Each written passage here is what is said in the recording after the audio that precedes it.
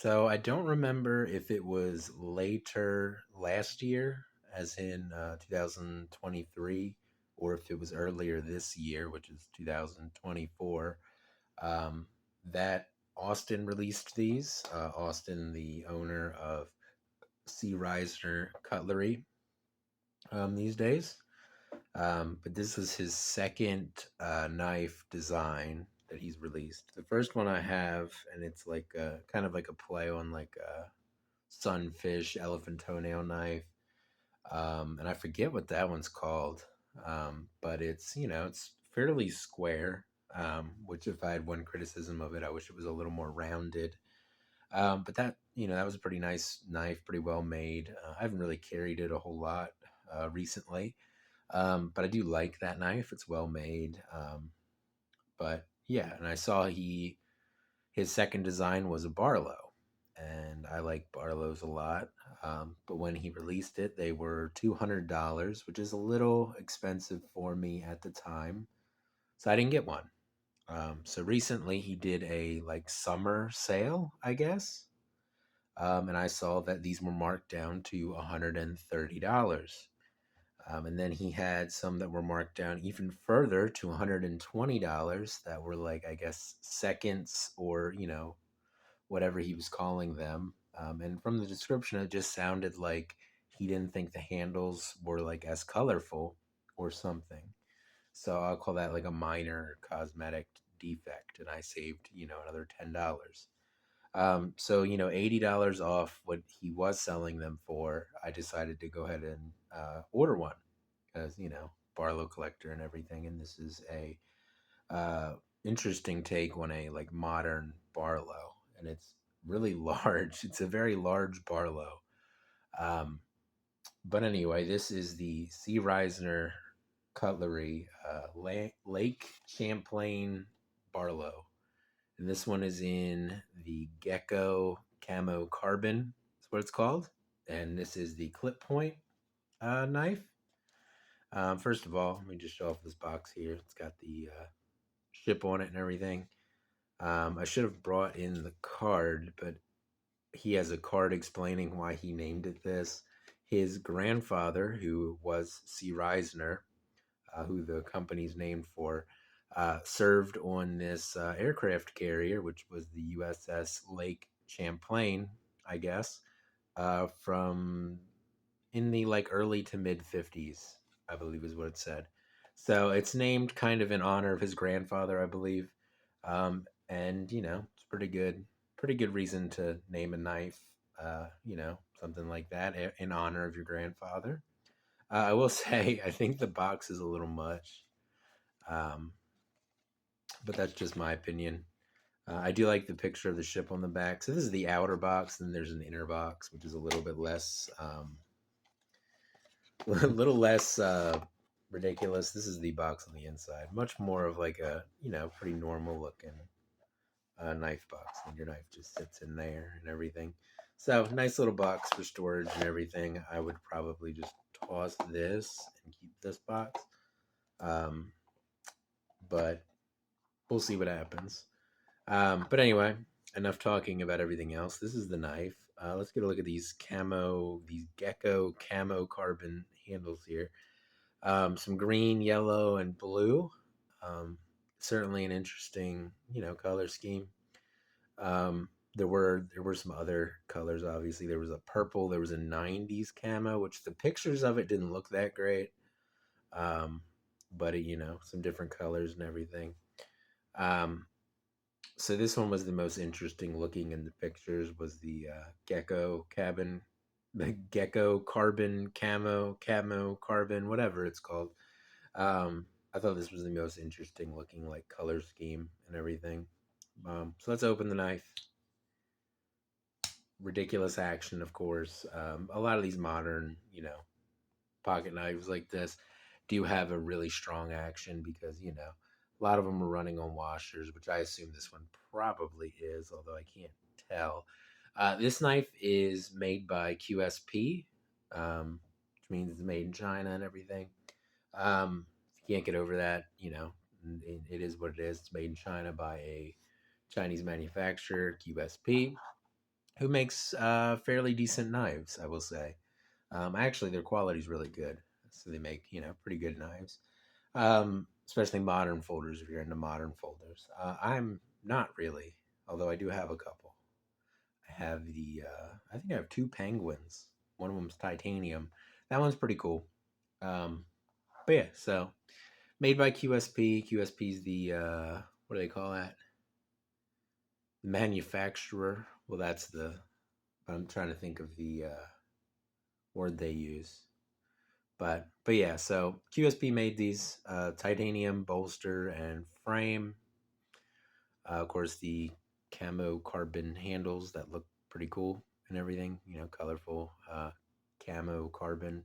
They also had these available in my Carta, which I was thinking about, but then I thought I don't have anything like this, but I do, I guess technically, because I have the paramilitary 2 in like lava carbon or something that's similar to this, but nothing, slip joint style that has anything like this. And I do have my Carta and everything. The other C Risner cutlery knife I have is in a OD green micarta. Um, the blade tang stamp, we'll call it, even though it's not a stamp, it's a like laser etch. Lake Champlain, Lake Champlain Barlow. Then on the side it says C Risner and M390. The blade steel on this is M390, which is a fairly premium steel. At least most people would consider it to be. Some people these days consider M390 to be a budget steel since MagnaCut, that's what it's called. Since like MagnaCut came around, now everything's suddenly horrible compared to MagnaCut. I don't care about MagnaCut. I don't own a MagnaCut knife. Most of the knives I own are in 1095 carbon steel, so I don't care. But M390 is a blade steel that holds an edge for a really good amount of time and everything. Those lion steel knives, the lion steel round head and the warhorse and the shuffler and the dom and all those are in M390. So similar specs and everything.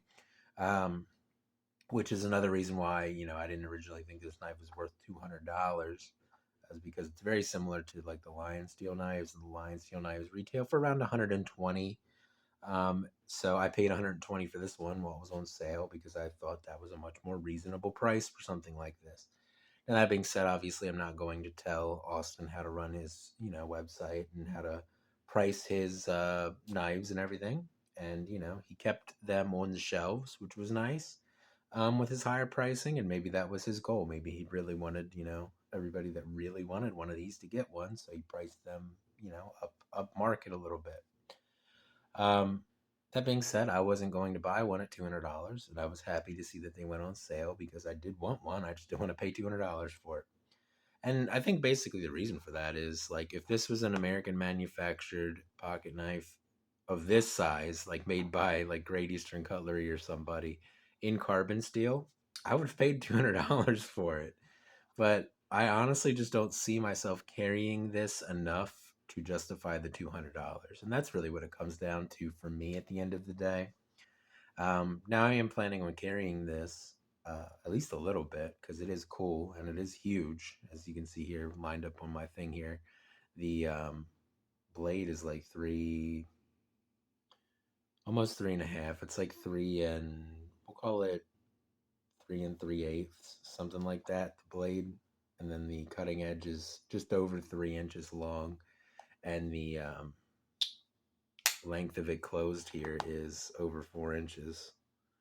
It's like 4 1/4 inches closed, and then it's like an inch wide and stuff.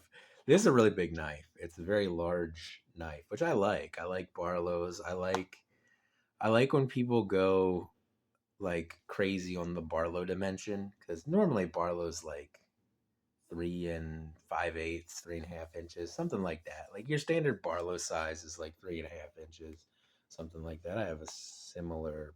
It's not quite a Barlow, but it's similar, and it's about 3 3/4, something like that. 3 5/8. So your standard Barlow is like 3 5/8, 3.5 inches, something like that. This is a massive knife compared to that, which is awesome, I think.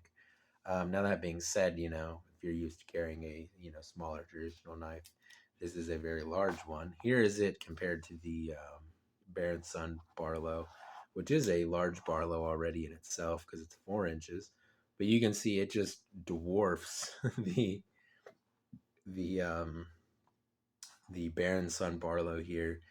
In It's a similar length, honestly, but like every other dimension, it just makes it look small. Um, so, really large Barlow. I like that. I like the camo carbon handles. I think they look cool. The action on this knife is crazy. You know, the titanium frame and bolsters, which I mean, the bolsters are just part of the frame. So,